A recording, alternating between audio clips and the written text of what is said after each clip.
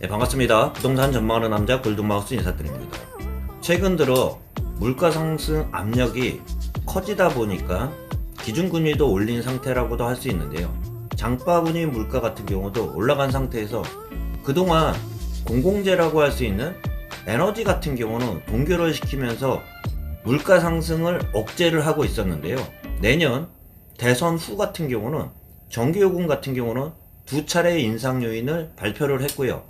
도시가스 같은 경우는 내년 세 차례 인상을 예고를 하면서 서민들 같은 경우는 장바구니 물가뿐만 아니라 공공에너지 부분도 부담이 가중될 수 있는 상황이라고 말씀드릴 수 있습니다.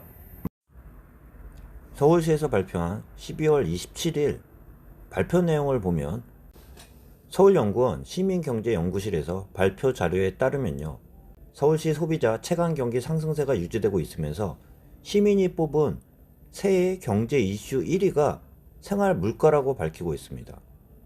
내년 경제 이슈 1위가 생활 물가, 청년 실업 및 고용 문제, 주택대출, 가계빚 증가 순으로 나타나고 있는데요. 그만큼 생활 물가가 상승하고 있는 상태에서 공공재인 에너지까지도 부담으로 작용할 수 있다고 말씀드릴 수 있는데요. 내년 대선 이후 전기 두 차례, 도시가스 세 차례 금리 인상을 예고를 하면서요. 전업종 등락 현황을 봐도요. 전기가스업 같은 경우가 4.26% 상승을 하면서 다른 업종 대비 급상승을 했다고도 말씀드릴 수 있는데요. 가장 빠르게 경제 상황을 반영하는 주식 차트로만 봐도요. 한국전력, 일봉 차트로만 봐도요. 금일 4.90% 갭 상승한 상태에서 일부 상승폭을 줄였지만 22,500원으로 급상승한 상태로 마감을 했다고 볼 수 있습니다. 한국전력뿐만 아니라요. 한국가스공사 같은 경우도 4.21% 39,600원으로 급상승한 상태에서 마감했다고 할 수 있습니다.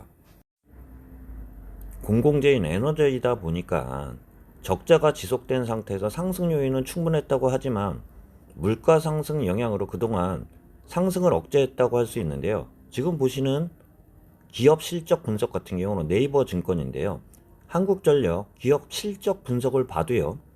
연간 기준으로 해서 2020년 매출액, 영업이익, 당기순이익 등 플러스로 마이너스에서 플러스로 전환된 상태에서 2021년도 기준으로 해서는 다시 적자가 지속되는 그러한 상황이라고 할 수 있는데요.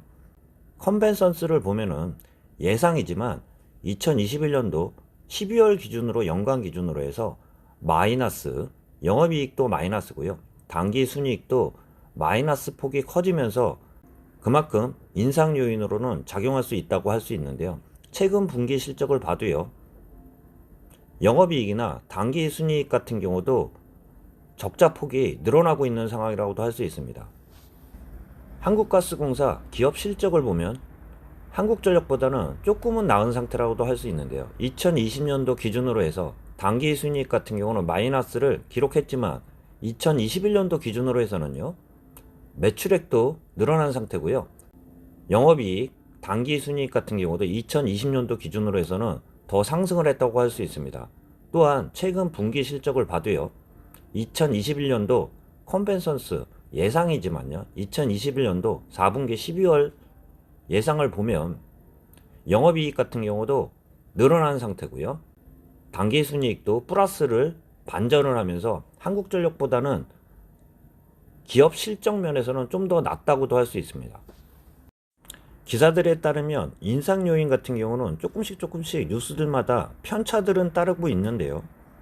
인상액 같은 경우는 기사들마다 조금씩 차이가 나고 있는데요.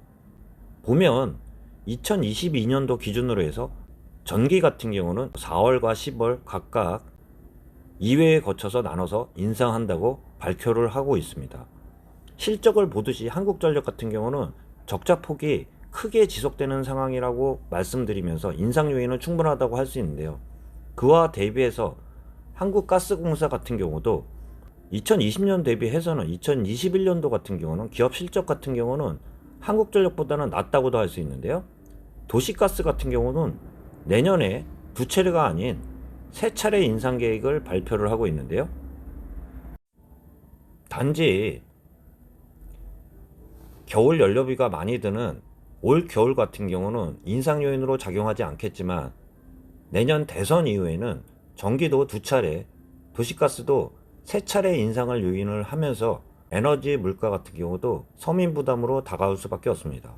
단지 인상 요인 같은 경우도 정치적으로는 말씀 안 드리겠지만, 대선 이후로 잡히면서 단지 요 말씀을 좀 드려볼 수 있는 게, 내년 대선 이후 새로운 대통령과 함께 새로운 정부가 꾸려질 텐데요. 그런 새로운 정부를 위해서 부담 요인으로 작용할 수 있는 거는 현 정부 내에서 욕을 먹는 한이 있더라도 본인이 일부는 좀 책임져야 될 텐데, 대선 이후로 인상을 대부분 2차례, 3차례를 발표를 하면서 새로운 정부에 대해서는 시작도 하기 전에 그만큼 부담 요인으로 작용할 수밖에 없는 그러한 상황이라고도 할 수 있습니다. 최근에 물가 상승과 더불어 에너지까지 인상 요인으로 작용하면서 서민들 부담은 그만큼 가중될 수밖에 없다는 그러한 말씀 드리면서 영상 마치도록 하겠습니다. 골든마우스였습니다.